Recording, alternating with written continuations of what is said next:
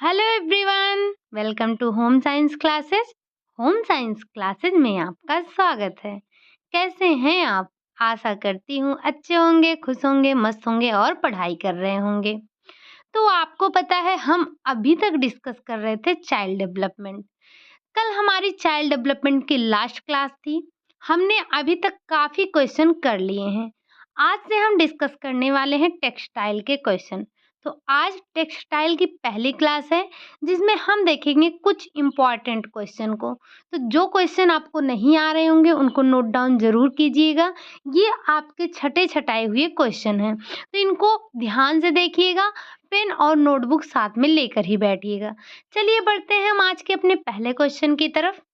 पहला क्वेश्चन है आपका, लिनन वस्त्र कपास की अपेक्षा सस्ते होते हैं, महंगे होते हैं, समान मूल्य के होते हैं या कुछ कहा नहीं जा सकता। तो जो लिनन के वस्त्र होते हैं वो कपास की वस्त्र की अपेक्षा क्या होते हैं? तो आपको पता है कि जो लिनन का वस्त्र होता है ये क्या होता है? ये बहुत महंगा वस्त्र होता है। क्यों? क्योंकि आपने देखा, आप तो लिनन की जो है थ्योरी भी ले चुके हैं, थ्योरी की क्लास भी इसकी हो चुकी है। तो जो लिनन होता है, इसकी जो उपज की जाती है, इसकी जो भूमि होती है उसको उपजाऊ करने के लिए 6 वर्षों तक इसको खाली छोड़ा जाता है।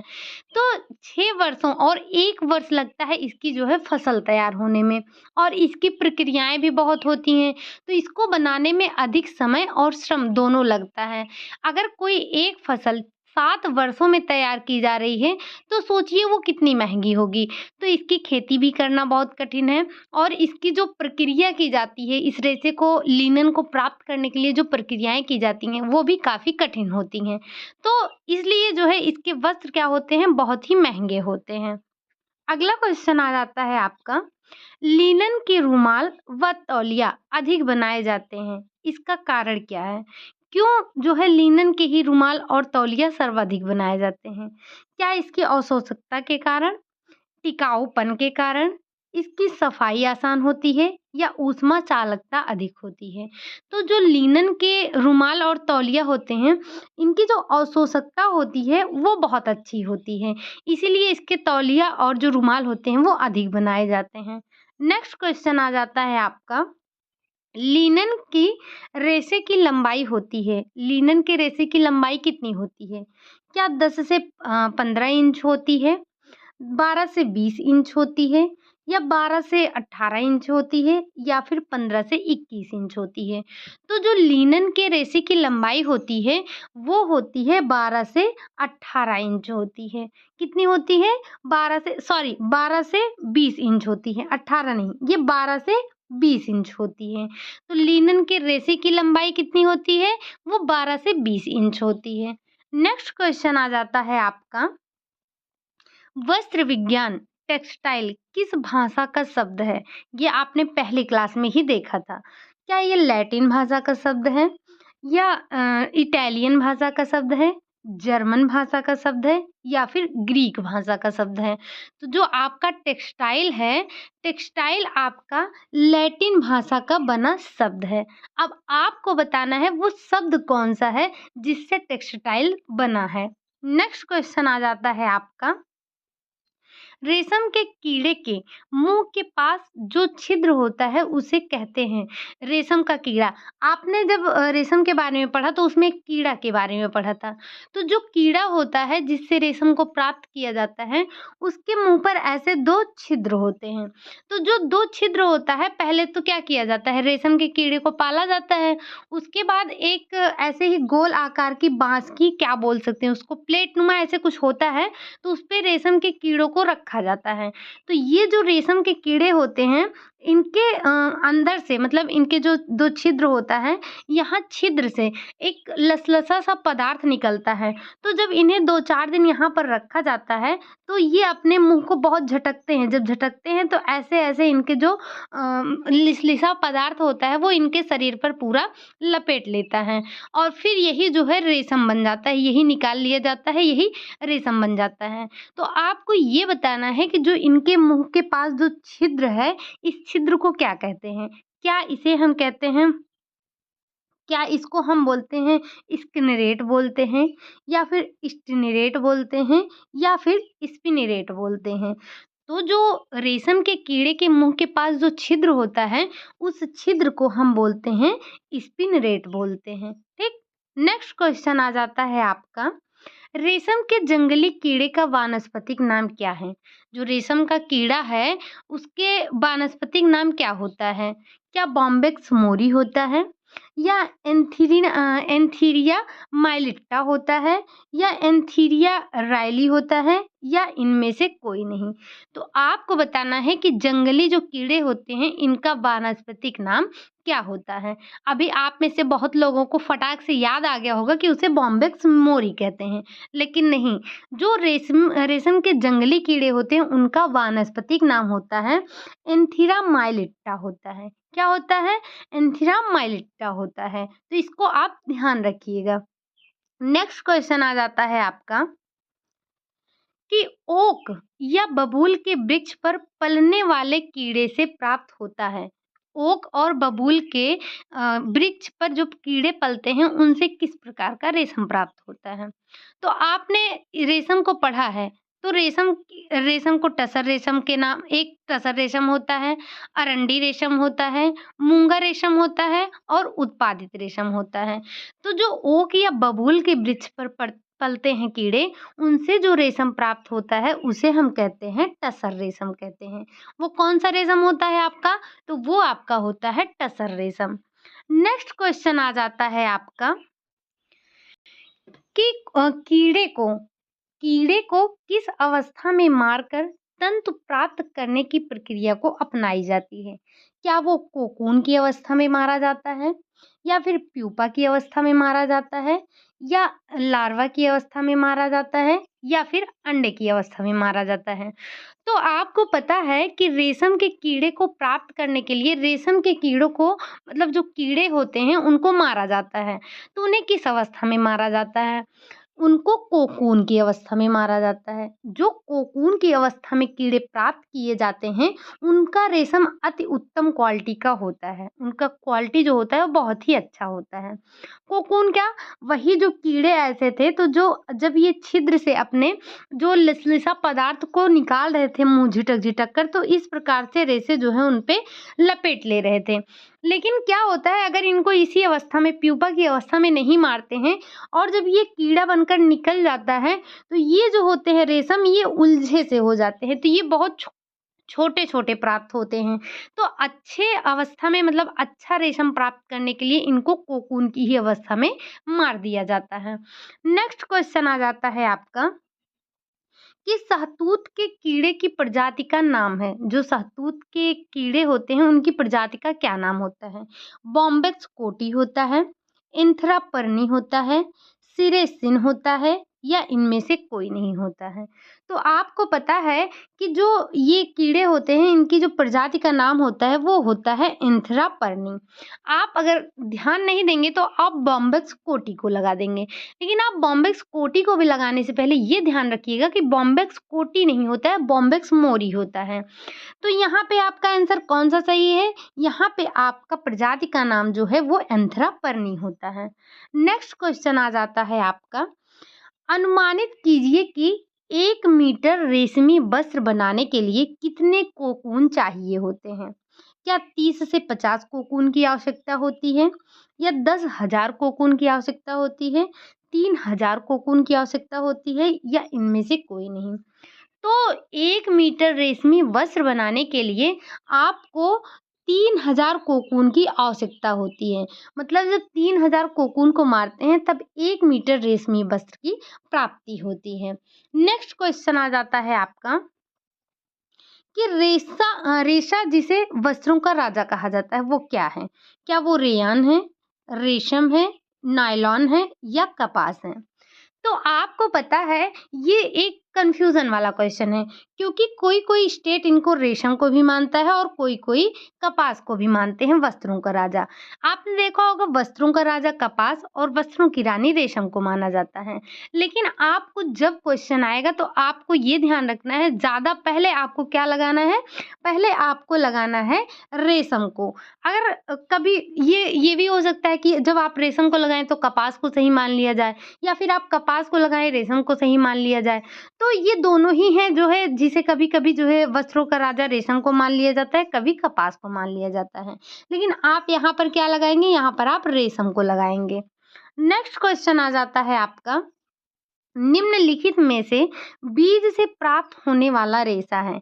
जब अगर आपने जो है टेक्सटाइल की पहली क्लास ली होगी जिसमें हमने रेशों का वर्गीकरण किया था, तो अगर आपने वो पहली क्लास ली है तो आपको यहाँ पर कोई कंफ्यूजन नहीं होगा, क्योंकि वहाँ पर जिस तरह से हमने वर्गीकरण किया था और हमने आपको बताया भी था कि इस वर्गीकरण से काफ़ी क्वेश्चन बनते हैं। 8 से 10 क्वेश्चन आपके उसी पहली क्लास के वर्गीकरण से ही मिलने वाले हैं।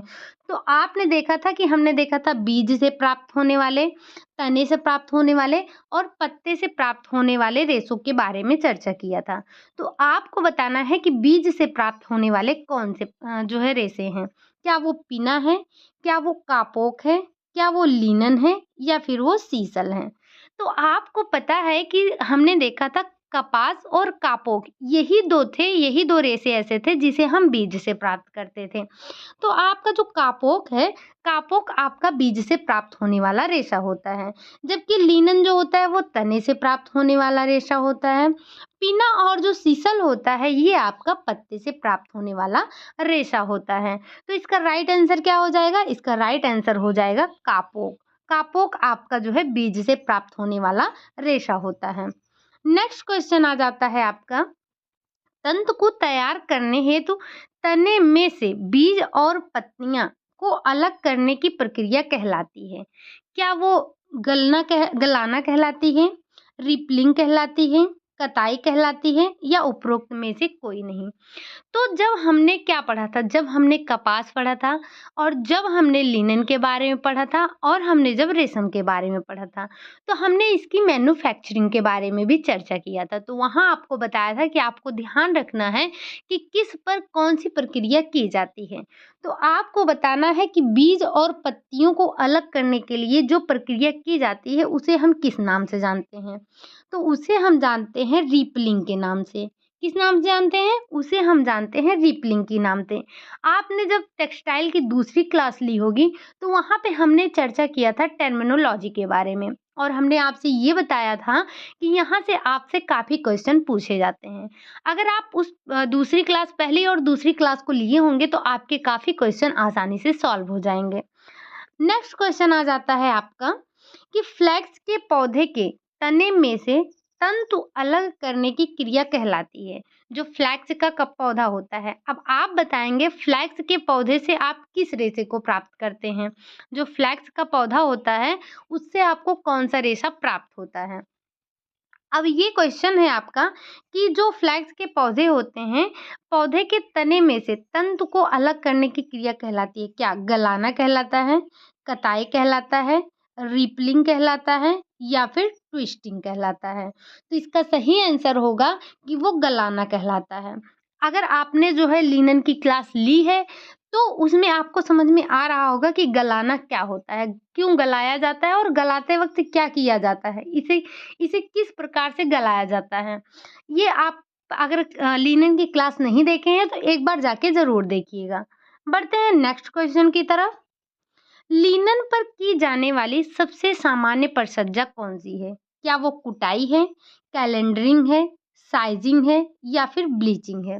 तो आपको पता है कि लिनन पर ये सारी परिसज्जाएँ की जाती हैं। कुटाई भी की जाती है, कैलेंडरिंग भी की जाती है, साइजिंग भी की जाती है, लेकिन जो सामान्य परिसज्जा है वो है ब्लीचिंग। ठीक? तो आपको सामान्य परिसज्जा में लगाना है, ब्लीचिंग के बारे में लगाना है। बाकी ये सारी परिचर्याएँ आपके लिनन पर की जाती हैं। नेक्स्ट क्वेश्चन आ जाता है आपका, लिनन के रेशे का व्यास होता है।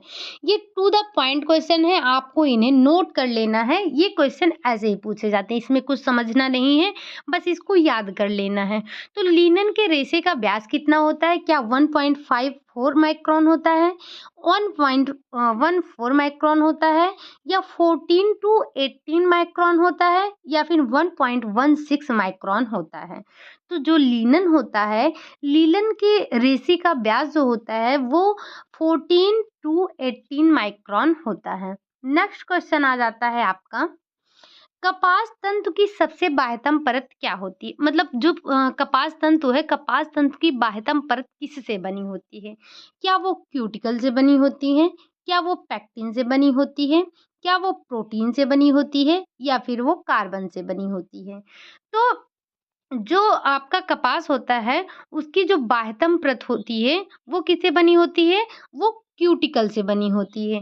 जो आपके कपास तंतु होते हैं, उनमें 3 लेयर होती है। पहला जो होता है, उसे हम कहते हैं क्यूटिकल, दूसरा जो होता है, उसे हम कहते हैं कॉर्टेक्स, और जो आपका तीसरा होता है, उसे हम बोलते हैं मेडुला। तो ये जो तीनों होते हैं, ये आपके कपास के परत होते हैं। तो जो जिसमें मेडुला जितना बड़ा होगा, वो उस कपास की क्वालिटी उतनी निम्न होगी, और जिस कपास में ये मेडुला का आकार जो है जितना छोटा होगा, कपास की क्वालिटी उतनी अच्छी होगी, कपास भी उतना अच्छा होता है।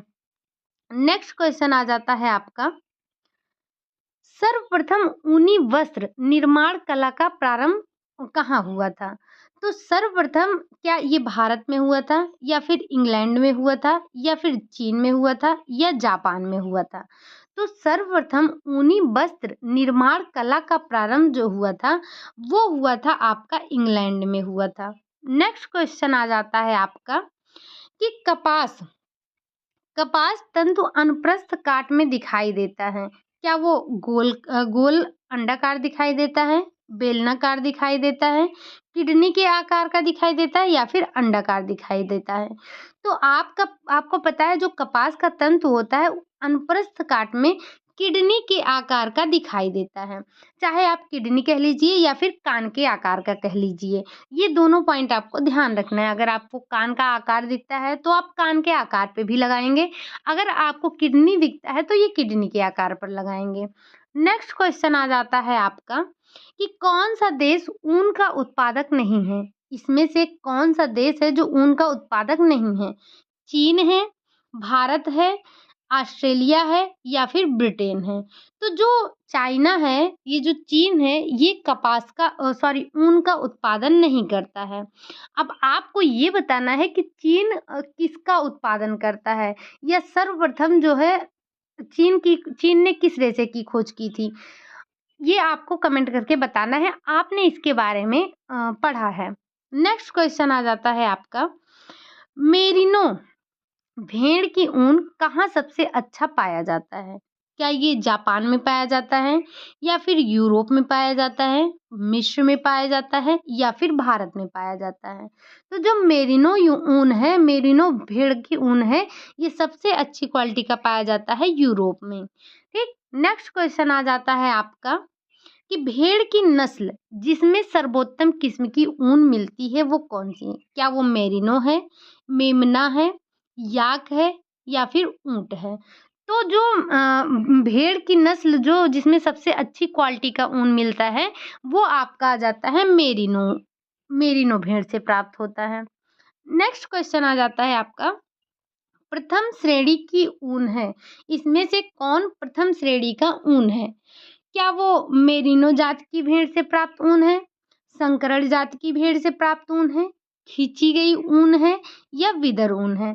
तो आप जब ऊन का चैप्टर पढ़ेंगे, तो वहाँ पे इन सब के बारे में आपको जो है मिलेगा, डिटेल में इनके बारे में पढ़ने को मिलेगा। तो आपको यहाँ ध्यान रखना है कि जो प्रथम श्रेणी का ऊन होता है, वो मेरिनो जाति की भेड़ से प्राप्त ऊन होता है। जो मेरिनो जात की ऊन से जो मेरिनो जात की भेड़ से ऊन प्राप्त किया जाता है, वो आपकी प्रथम श्रेणी का ऊन होता है।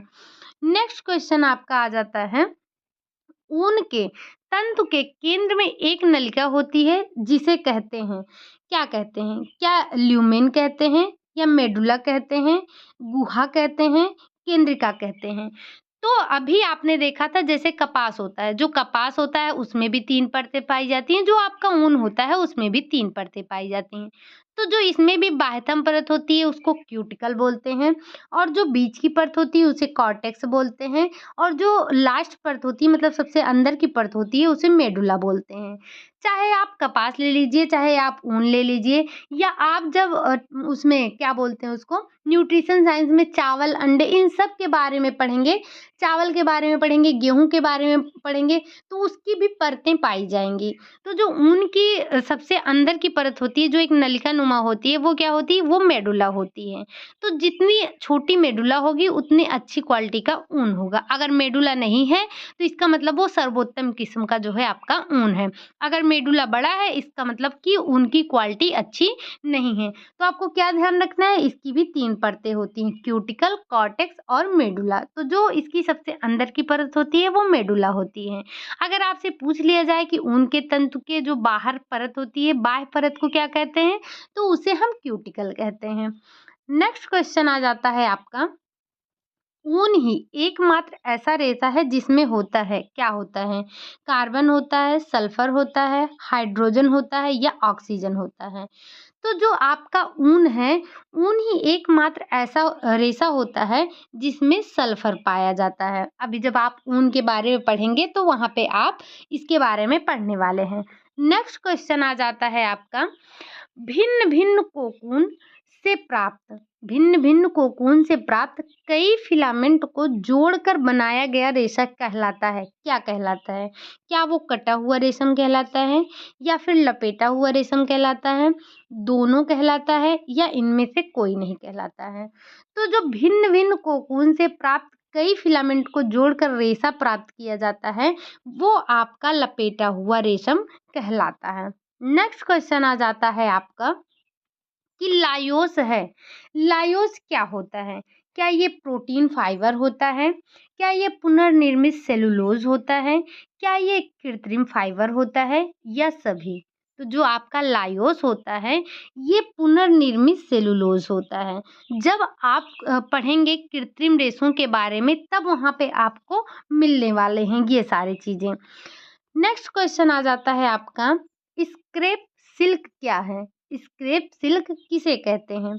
तो रिपलिंग योम, स्पिनिंग की प्रक्रिया योम अन्य मशीन की क्रिया से प्राप्त व्यर्थ रेशा जो होता है, या फिर स्पिनिंग की प्रक्रिया योम बुनाई की प्रक्रिया के दौरान प्राप्त होने वाला बहुमूल्य रेशा होता है, या फिर उपरोक्त दोनों होता है, या इनमें से कोई नहीं होता है? तो जो आपका स्क्रेप सिल्क होता है वो होता है जो रिपलिंग और स्पिनिंग की प्रक्रिया एवं अन्य मशीन की क्रिया से प्राप्त हुआ व्यर्थ रेशा जो होता है वो आपका होता है स्क्रेप सिल्क होता है। एक बार आप लोग कमेंट में जो आपके सिल्क का मैन्युफैक्चरिंग है मतलब कि सिल्क का उत्पादन कैसे होता है तो उसको आप लोग एक बार क्रम से लिख दीजिएगा। चलिए बढ़ते हैं नेक्स्ट क्वेश्चन की तरफ। नेक्स्ट क्वेश्चन है आपका कि फ्रिशन क्या है? फ्रिशन क्या होता है? प्रत्येक कोकून के मध्य में बनने वाला मोटा और असमान रेशा होता है। प्रत्येक कोकून के प्रारंभ और अंत में बनने वाला मोटा और असमान रेशा होता है, या फिर ये दोनों होते हैं, या इनमें से कोई नहीं। तो जो फ्रिशन होता है, फ्रिशन जो है वो प्रत्येक कोकून के प्रारंभ और अंत में बनने वाला मोटा और असमान रेशा होता है। तो जो ये आपको वर्ड दिए जा रहे हैं इन वर्ड को आपको ध्यान से देखना है क्योंकि आपसे ये क्वेश्चन पूछे गए हैं। तो फ्रिशन क्या है? फ्रिशन है प्रत्येक कोकून के प्रथम और अंत में मतलब प्रारंभ में और अंत में बनने वाला जो मोटा और असमान रेशा होता है उसे ही हम फ्रिशन बोलते हैं। नेक्स्ट क्वेश्चन आ जाता है आपका थ्रोइंग प्रक्रिया है। थ्रोइंग प्रक्रिया क्या है? क्या लपेटा हुआ रेशम को रेशम के धागे में परिवर्तित करने के लिए बटाई की प्रक्रिया है, या गोंद हटाने की प्रक्रिया है, या फिर फिलामेंट जोड़ने की प्रक्रिया है, या इनमें से कोई नहीं? तो जो थ्रोइंग प्रक्रिया होती है वो क्या होती है? थ्रोइंग प्रक्रिया लपेटे हुए रेशम को रेशम के धागे में परिवर्तित करने के लिए बटाई प्रक्रिया होता है। आपको पता है जो कोकून होते हैं, तो कोकून जब ये इनके जो छिद्र होते हैं, दोनों छिद्रों से जब ये लिसलिसा पदार्थ को निकालते हैं, तो इनके शरीर पर ही क्या होता है, ये ऐसे ही इसी तरह से लपेट लिया जाता है। तो इनको निकाल कर फिर रेशा बनाया जाता है। नेक्स्ट क्वेश्चन आ जाता है आपका कि नायलॉन किस रसायन से मिलकर बना होता है। अभी आपने नायलॉन के बारे में नहीं पढ़ा है, लेकिन आपको पता है कि ये जो नायलॉन है यह एक प्रकार का कृत्रिम रेशा होता है। तो जो नायलॉन रेशा है यह किससे मिलकर बना होता है? क्या ये हेक्सामिथिलीन और एडिपिक एसिड से मिलकर बना होता है, या फिर कार्बोलेक्टम से मिलकर बना होता है, या विनाइल अल्कोहल से मिलकर बना होता है, या फिर इएलिन प्रोपिलीन से मिलकर बना होता है? तो जो आपका नायलॉन होता है, ये नायलॉन जो है ये हेक्सामेथिलीन और एडिपिक एसिड से मिलकर बना होता है। नेक्स्ट क्वेश्चन आ जाता है आपका, विकारा क्या है? विकार क्या है? ये विकार है कि विकारा? ये विकारा होगा। विकारा क्या है? मक्के का खाद्य पदार्थ है, या फिर जो है ये मक्के के प्रोटीन से बनने वाला रेशा है, या फिर रेशम का प्रकार है, या फिर ये कपास का वस्त्र होता है। तो जो विकारा होता है ये आपके मक्के के प्रोटीन से प्राप्त बनने वाला जो है ये रेशा होता है। किससे? मक्के के प्रोटीन से बनने वाला रेशा होता है। नेक्स्ट क्वेश्चन आ जाता है आपका, वाट रंजक का उदाहरण है। वाट रंजक का उदाहरण क्या है? क्या हल्दी है, या इंडिगो है, नमक है, या फिर कोलतान है? तो जो आपका वाट रंजक है, ये वाट रंजक आपका इंडिगो का उदाहरण है। ठीक। नेक्स्ट क्वेश्चन आ जाता है आपका, छपाई का प्रकार नहीं है। इनमें से कौन सा छपाई का प्रकार नहीं है? क्या रोलर छपाई नहीं है, या ब्लॉक छपाई नहीं है, स्क्रीन छपाई नहीं है, या फिर बास्केट छपाई नहीं है? तो आपको पता है कि छपाई के प्रकार में रोलर छपाई भी आता है, ब्लॉक छपाई भी आता है, स्क्रीन छपाई भी आता है, लेकिन जो आपका ये बास्केट छपाई है, बास्केट छपाई नहीं होता है।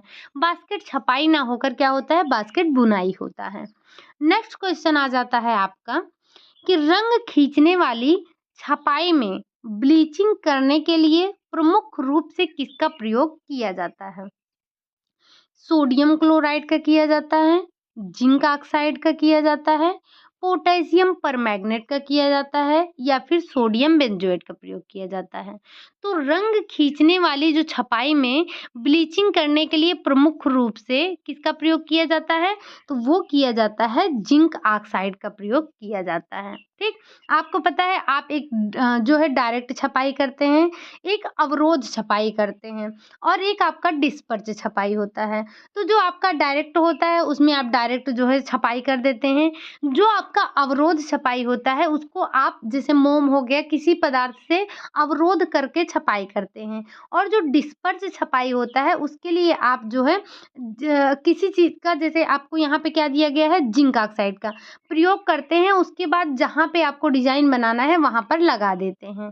नेक्स्ट क्वेश्चन आ जाता है आपका, वस्त्र पर डिजाइन के अनुसार रंग लगाने की प्रक्रिया कहलाती है। जो वस्त्र होता है उस पे डिजाइन के अनुसार रंग लगाने की प्रक्रिया क्या कहलाती है? क्या वो छपाई कहलाती है, क्या वो रंजक कहलाता है, या फिर वो ब्लैक वर्ड कहलाता है, या फिर उसे हम ठप्पा बोलते हैं? ठप्पा बोलते हैं या फिर ब्लैक बर्ड बोलते हैं, रंजक या छपाई? तो जो वस्त्र पर डिजाइन के अनुसार रंग लगाया जाता है उसे हम बोलते हैं छपाई बोलते हैं। क्या बोलते हैं? उसे हम छपाई बोलते हैं। नेक्स्ट क्वेश्चन आ जाता है आपका, रंगाई मतलब जिग डाइंग। जिग डाइंग द्वारा क्या किया जाता है? क्या कृत्रिम रेशे से निर्मित वस्त्र रंगे जाते हैं, या फिर सेलुलोज रेशे से निर्मित वस्त्र रंगे जाते हैं, या फिर प्राणीज रेशे से निर्मित वस्त्र रंगे जाते हैं, या उपरोक्त सभी? तो जो आपका जिग डाइंग है इसके द्वारा किसे रंगा जाता है? किसको रंगा जाता है? तो जो आपका जिग डाइंग है, आपको ध्यान रखना है इसमें वर्ड क्या दिया गया है, जिग डाइंग। तो जिग डाइंग में कृत्रिम रेशों से निर्मित वस्त्र को रंगा जाता है। नेक्स्ट क्वेश्चन आ जाता है आपका, पोचमपल्ली का नाम है पोचमपल्ली का क्या नाम है? विशेष मूल से बन रहे लोक कला नृत्य हैं, लोक कला चित्र हैं, या फिर रंगाई के पारंपरिक ज्यामितीय पैटर्न वाली साड़ियाँ हैं, या फिर बकरियों की एक विशेष किस्म है जिसका उपयोग महीन ऊन को प्राप्त करने के लिए किया जाता है, या फिर प्राचीन भारतीय मूर्तिकला की श्रृंखला है। तो जो पोचमपल्ली है यह एक स्थान का नाम है। जैसे आपने देखा है बालूचरी को देखा है, और आपने और क्या देखा है? आपने बनारसी साड़ी के बारे में सुना है। तो वैसे एक पोचमपल्ली जो है, पोचमपल्ली का नाम है कि जो रंगाई के पारंपरिक ज्यामितीय पैटर्न वाली साड़ियाँ होती हैं। इसमें किस प्रकार की जो है रंगाई की जाती है? तो इसमें ज्यामितीय पैटर्न की जो है साड़ियाँ बनती हैं। इसमें जो रंगाई की जाती है वो पारंपरिक ज्यामितीय पैटर्न की साड़ियाँ बनती हैं इसमें। अब आपको बताना है ये पोचमपल्ली जो स्थान का नाम है, ये पोचमपल्ली किस राज्य में स्थित है? आप सभी को कमेंट करके बताना है। नेक्स्ट क्वेश्चन आ जाता है आपका, कपड़ा उद्योग में प्रमुख फाइबर है कौन सा? इसमें से कौन सा है जो कपड़ा उद्योग में प्रमुख फाइबर है? क्या वो सनी है, या फिर वो रेशम है, या कपास है, या फिर जूट है? तो आपको पता है कि कपड़ा उद्योग में सबसे प्रमुख रेशा जो आता है आपका, वो आ जाता है कपास का रेशा। ठीक। नेक्स्ट क्वेश्चन आ जाता है आपका, भारतीय कपड़ा उद्योग को डॉट डॉट डॉट कहा जाता है। भारतीय कपड़ा उद्योग को क्या कहा जाता है? क्या उसे गैर पारंपरिक वस्त्र कहा जाता है, या उसे नॉन फंक्शनल जो है वस्त्र कहा जाता है, कार्यात्मक कहा जाता है, या फिर पारंपरिक कहा जाता है? तो भारतीय कपड़ा उद्योग को पारंपरिक कहा जाता है। ठीक। ये थे आज आज आपके सिर्फ 40 क्वेश्चन ही हैं। ये आपका आज था आखिरी क्वेश्चन। तो आज की सीरीज में हमने सिर्फ 40 क्वेश्चन रखा था, क्योंकि किसी वजह से कल मैं आपका पीडीएफ नहीं बना पाई थी। तो जो अब पीडीएफ नहीं तैयार था, इसलिए मुझसे जल्दबाजी में बस इतना ही क्वेश्चन मैं बना पाई थी। कल से हम अभी कल भी हमारी जो है टेक्सटाइल की ही सीरीज चलने वाली है। कल भी हम क्वेश्चन डिस्कस करेंगे। कल भी हम देखेंगे कुछ डाई प्रिंटिंग के बारे में देखेंगे, कुछ पारंपरिक वस्त्रों के बारे में पढ़ेंगे, कुछ कढ़ाई, मतलब कि आपके संपूर्ण जो है टेक्सटाइल से क्वेश्चन लिए जाएंगे। तो कल क्वेश्चन आपके लगभग 50 क्वेश्चन हो जाएंगे। आज आपके क्वेश्चन थोड़े कम थे, उसके लिए सॉरी। अब जो है ये आज के लिए इतना ही रखते हैं। ये वीडियो आपको कैसा लगा? अगर आपके क्वेश्चन आज अच्छे लगे हों तो कमेंट करके ज़रूर बताइएगा। अगर वीडियो अच्छा लगा तो लाइक कीजिएगा, चैनल को सब्सक्राइब कीजिएगा, कमेंट करना मत भूलिएगा, क्योंकि आपके कमेंट से मुझे भी मोटिवेशन मिलता है। और आप लोग शेयर तो नहीं कर रहे हैं, तो प्लीज़ इसको शेयर भी किया कीजिए, लाइक भी किया कीजिए, और कमेंट करना मत भूलिए। चलिए फिर मिलते हैं कल नेक्स्ट वीडियो में। तब तक के लिए बाय बाय, टेक केयर।